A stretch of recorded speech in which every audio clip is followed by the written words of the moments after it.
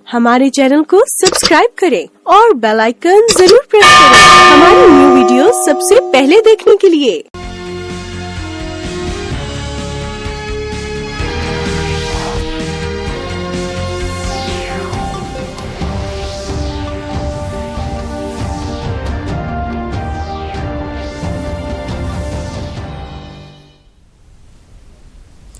नमस्कार, अरुणाचल समाचार में आपका स्वागत है। मैं हूं कारगर रिवा।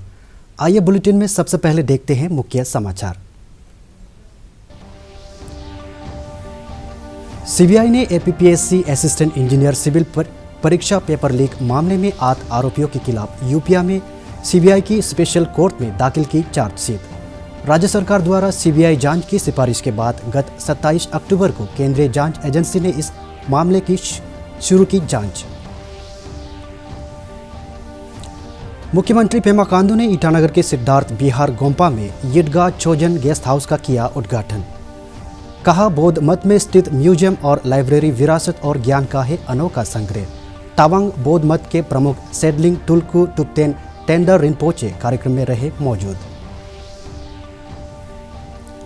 ईटानगर के मेयर तामे पासांग ने राजधानी क्षेत्र के बंडरदेवा में सॉलिड वेस्ट मैनेजमेंट विषय पर जागरूकता कार्यक्रम को किया संबोधित। ईटानगर नगर निगम के ब्रांड एम्बेसडर टेंगाम सेलिन कोयू ने लोगों से निर्धारित स्थानों पर कचरे का निपटारा करने की अपील।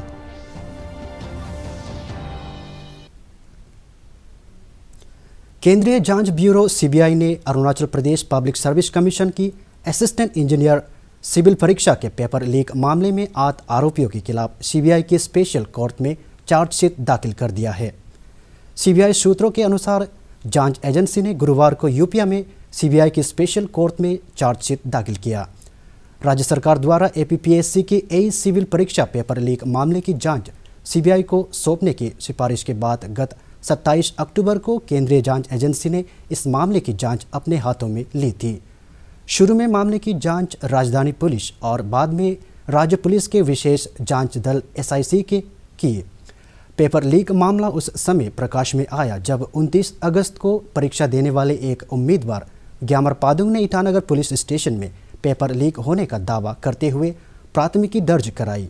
इस वर्ष 26 और 27 अगस्त को आयोजित इस प्रतियोगी परीक्षा में 400 से अधिक उम्मीदवार शामिल हुए थे और अब तक एसआईसी ने एपीपीएससी पेपर लीक मामले में 32 लोगों को गिरफ्तार किया है। मुख्यमंत्री पेमा खांडू ने आज राजधानी ईटानगर के सिद्धार्थ विहार गोम्पा में यिडगा चोजन गेस्ट हाउस का उद्घाटन किया। मुख्यमंत्री ने अपने एक ट्वीट में बताया कि इस बौद्ध मत में स्थित म्यूजियम और लाइब्रेरी विरासत और ज्ञान का संग्रह है। इस अवसर पर तावांग बौद्ध मत के प्रमुख सेडलिंग टुल्कू टुप्तेन टेंडर रिनपोचे सहित कई गणमान्य व्यक्ति मौजूद थे।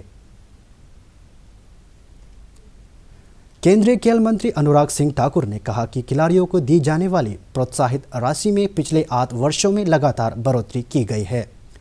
लोकसभा में खेलों की स्थिति पर नियम 193 के तहत चर्चा का जवाब देते हुए केंद्रीय मंत्री ने कहा कि केंद्र सरकार ने खेल क्षेत्र के विभिन्न योजनाओं के तहत खिलाड़ियों और खेल संस्थाओं को पर्याप्त धनराशि मुहैया कराई है। 2014 के बाद फाइनेंशियल असिस्टेंस देने की बात कही। पहले केवल 16 साल में 86 करोड़ रुपया कुल मिला के असिस्टेंस दी गई थी। हमने उसको बढ़ाकर पिछले 8 वर्षों में खिलाड़ियों को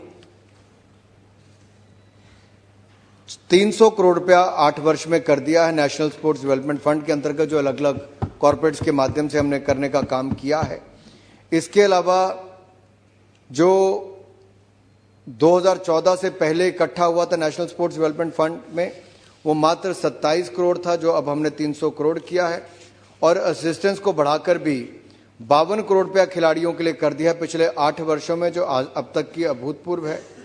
और 88 करोड़ रुपया हमने टॉप्स के लिए भी इसके माध्यम से दिया है, साई के लिए, और 158 करोड़ रुपया पूर्व चैंपियनों को भी हमने अलग अलग तरीके से मदद करने का काम किया है और 30 करोड़ रुपया डिस्पर्स किया है टॉप्स के खिलाड़ियों को आउट ऑफ पॉकेट अलाउंस के रूप में, जो जेब खर्च के रूप में मैंने बात की पिछले कुछ वर्षों में 2015 के बाद। और हम यंग एथलीट्स की अगर बात करें तो इसके लिए भी 125 करोड़ रुपया 2014 के बाद भारत सरकार ने खर्च किया है, जो आज तक का सबसे ज़्यादा खर्चा किया गया है। इसी तरह से ही कैश इंसेंटिव्स भी पहले से ज़्यादा दिए गए हैं, डाइटरी सप्लीमेंट्स ये भी देने का काम हमने किया है, और असिस्टेंस भी जो खिलाड़ियों को चाहिए उसमें भी कोई कमी कहीं पर नहीं रखी गई है।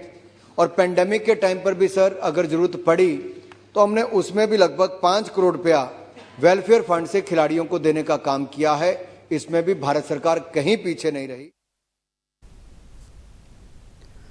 अरुणाचल प्रदेश के खेल मंत्री मामा नातुंग ने कहा कि पीएम मोदी के नेतृत्व में खेलों को महत्व दिए जाने और आधारभूत सुविधाओं के विकास से राष्ट्रीय और अंतर्राष्ट्रीय प्रतियोगिताओं में खिलाड़ियों के प्रदर्शन में सुधार हुआ है। गुवाहाटी के गणेश मंदिर इंडोर स्टेडियम में federation of international hockey 2023 mains world cup trophy के अनावरण कार्यक्रम को संबोधित करते हुए श्री नातुंग ने कहा कि पूर्वोत्तर के सभी राज्यों में खेलों को प्रोत्साहन मिलने से विभिन्न प्रतियोगिताओं में पदक जीतने वाले क्षेत्र के खिलाड़ियों की संख्या बढ़ी है। इस अवसर पर भारतीय हॉकी टीम को शुभकामनाएं दी गई।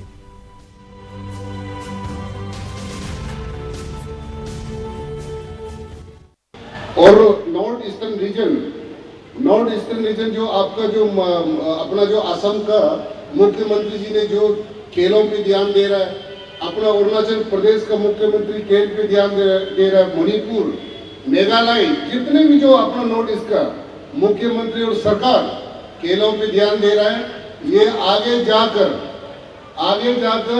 नॉर्थ ईस्टर्न रीजन को कोई प्रदेश कोई जगह जो कम्पीट कर नहीं पाएगा। और भारत में जितना भी भारत को ऊंचा करेगा भी तो नॉर्थ ईस्टर्न रीजन से ही खेलों के क्षेत्र में ऊंचा होगा, ये हमें पूरा विश्वास है।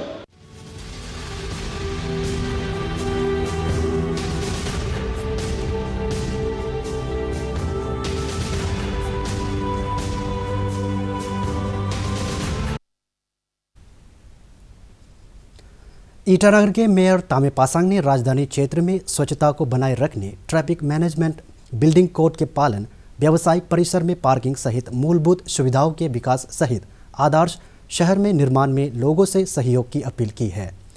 बंडरदेवा में सॉलिड वेस्ट मैनेजमेंट और IEC एक्टिविटीज़ कैलेंडर विषय पर जागरूकता कार्यक्रम को संबोधित करते हुए श्री पासांग ने कहा कि केंद्र और राज्य सरकार ईटानगर को स्मार्ट सिटी के रूप में विकसित करने के लिए हर संभव सहायता उपलब्ध करा रही है और सार्वजनिक संपत्ति की सुरक्षा के साथ ही मॉडल सिटी के विकास में स्थानीय लोगों को योगदान महत्वपूर्ण है। इस अवसर पर स्वच्छ भारत अर्बन मिशन के लिए ईटानगर नगर निगम की ब्रांड एम्बेसडर पूर्व मिस अरुणाचल तेंगाम सेलिन कोयू ने लोगों से खाद्य पदार्थों के पैकेट सड़क पर न फेंकने और कूड़े का निर्धारित स्थान पर निपटारा करने की अपील की। को आप लोग बात कर लीजिए। ईटानगर जनता को मैं ये मैसेज देना चाहता हूँ, हम लोग अभी जहाँ खड़ा है अपना corporator ward number 20, Itanagar municipal corporation ward number 20 जो एंट्री पॉइंट है अपना कैपिटल सिटी अरुणाचल का, ये बंदरदेवा जो है बहुत एक ऐतिहासिक जगह है।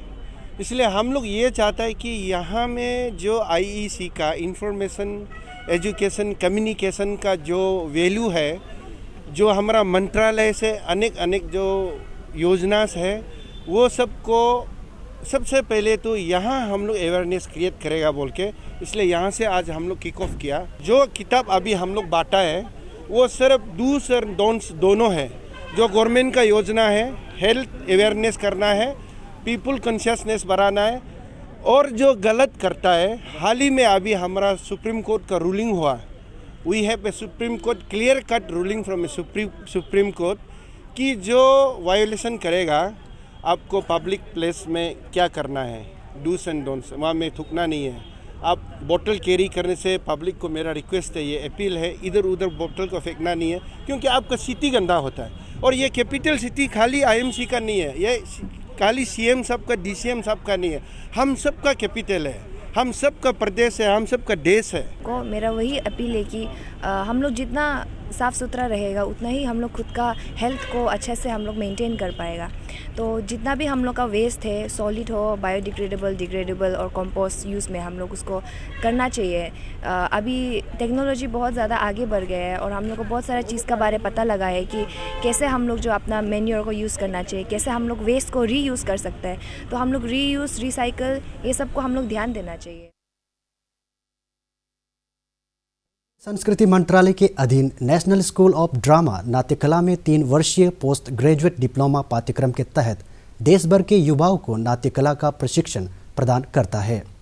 राष्ट्रीय नाट्य विद्यालय संस्कार रंगतोली ने नामसाई, रोइंग और लिकाबाली में शिक्षकों, अभिभावकों, सामाजिक संगठनों और दिव्यांग बच्चों के लिए कार्यशाला आयोजित किया और आज़ादी के गुमनाम वीरों पर नाटक प्रदर्शित किया।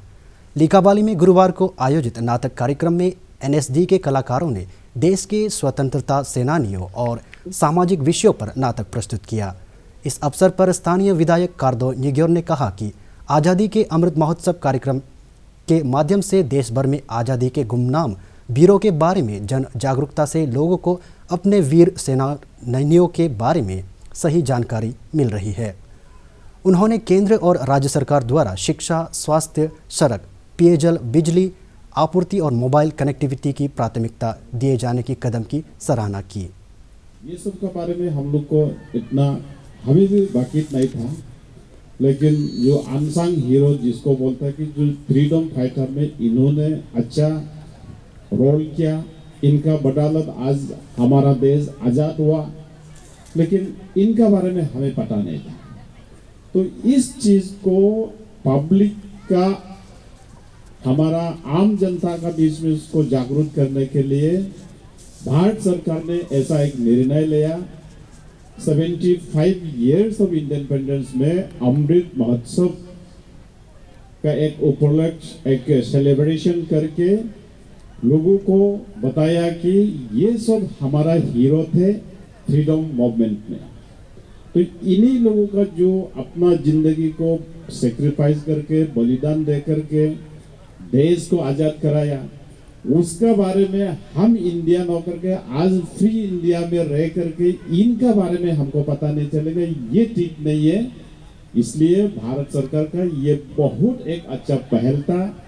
और ये सिर्फ नहीं है, आपका 75 इयर्स ऑफ इंडिपेंडेंस में बहुत कुछ हमारा देश में ऐसा निर्णय लिया है कि जैसे हमारे स्टेट में भी गोल्डन जुबिली स्कूल बनाने के लिए अभी स्टेट गवर्नमेंट ने पहल किया। राष्ट्रीय तकनीकी संस्थान एनआईटी अरुणाचल प्रदेश द्वारा पापुमपारे जिले के मितपू विलेज में उद्यमिता विकास प्रशिक्षण शिविर लगाया गया। इसके तहत स्थानीय लोगों को विभिन्न प्रकार के अचार बनाने और उसकी पैकेजिंग का प्रशिक्षण दिया गया। उद्यमिता विकास प्रशिक्षण के तहत चयनित प्रतिभागियों को स्लीपर तैयार करने, बायोगैस डिस्पोजल प्लेट, कटोरी सहित दैनिक जीवन में उपयोग की वस्तुएं बनाने की प्रशिक्षण दिया गया। हो गया वो लोग के लिए ये फ्री ट्रेनिंग, पिकल ट्रेनिंग 4 दिन का रखा है। वो लोग पार्टिसिपेट तो 23 आया है, 23 जन का सीट है। तो न्यू दिल्ली, डेमो अलग अलग जगह से आज आया है वो लोग। तो आज हम लोग वो पिकल, ये जो अभी जो विंटर में जो सीजनल जो ईस्ट सियांग जिले के पासीघाट में film and television guild of Arunachal Pradesh द्वारा मिस ट्रांस नॉर्थ ईस्ट के विजेताओं का सम्मान किया गया। गुवाहाटी में 30 नवंबर को आयोजित प्रतियोगिता में मिस ट्रांस नॉर्थ ईस्ट का खिताब मिस क्वाई लूसी हाम, मिस ब्यूटीफुल स्किन का सम्मान डियोनी नोनांग और नैन्सी ताकी को मिला। पासीघाट में आयोजित कार्यक्रम में सामाजिक और छात्र संगठनों के प्रतिनिधि भी मौजूद थे। ये टाइटल हम अरुणाचल के लेके आए, पर जो रेस्पेक्ट मिला है वो सबसे बड़ा इम्पोर्टेंट है। मेरा एक ही मुद्दा है, एक ही चीज़ के लिए हम आए हैं, ट्रांस। हम ट्रांसजेंडर, ट्रांस कम्युनिटी, गे सभी को पता है एक ही नाम दिया जाता है इस समाज लोग, किन्नर, हिजरा, चक्का, गे। ये आपने तो दिए है, हमने तो कहाँ रखा है? हमने तो रखा नहीं। अगर ये लड़का है, ये लड़की है, हम कहाँ से आए? ये कभी सोचा है आप लोगों ने? मेरा यही मानना है, लिंगिंग के बारे में इतना क्यों गोसिप करना है? पहले सोच लो, आप में वही कौन है, हम में भी वही कौन है। लाल ही निकले, हम कोई ब्लू तो नहीं निकलेगा ना। इसलिए हर कोई सेम नहीं होते। हम ट्रांसजेंडर, एक जो सोसाइटी का एक ही नाम है, आप हिजरा कहते हैं, उनको सिर्फ एक ही चाहिए, प्यार का भूखा। उनको प्यार करो, वो समाज को बहुत आगे बढ़ाइए कि हम क्या चीज़। पूर्वोत्तर राज्यों के लिए special accelerated road development programme के तहत कुरुंकुमे, करादादी, लोअर सुबनसिरी, कामले और अपर सुबनसिरी जिले को राजमार्ग से जोड़ने के लिए सड़क के निर्माण का कार्य प्रगति पर है। इसके तहत राष्ट्रीय राजमार्ग NH13 के पोतिन पांगिन मार्ग पर लोअर सुबनसिरी 0 में राजमार्ग के दोनों तरफ 10 किलोमीटर लंबा साइकिल ट्रैक बनाया गया है। इससे यातायात में सुधार के साथ ही पर्यटन के क्षेत्र को भी गति मिलेगी। has initiated a mega road development program under the Special Accelerated Road Development Program in the Northeast. The government of Arunachal Pradesh, under the supervision of Chief Engineer PWD Highway Zone, had entrusted the two-laning of Potin to Pangin section of NH13 with stretch of 33.6 kilometers to Dinesh Chandra R. Agarwal Infracon Private Limited in association with Pune Hinda Construction, which commenced on 15th February 2020. With scheduled date of completion on 15 Feb 2023.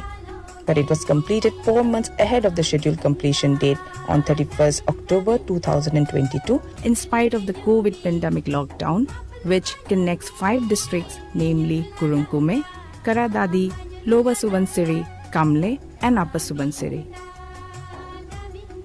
The two-laning of NH13 was completed well in advance at 0, the district headquarters of Lower Subansiri district in Arunachal Pradesh, with 10 kilometers of bicycle tracks along both the sides of the road, and the locals have come forward to express their gratitude to the Government of India, Government of Arunachal Pradesh and the executing agencies. आदमी जाने के लिए अलग से बना दिया, cycle जाने का बना दिया, गाड़ी का तो इतना अच्छा से बनाया है।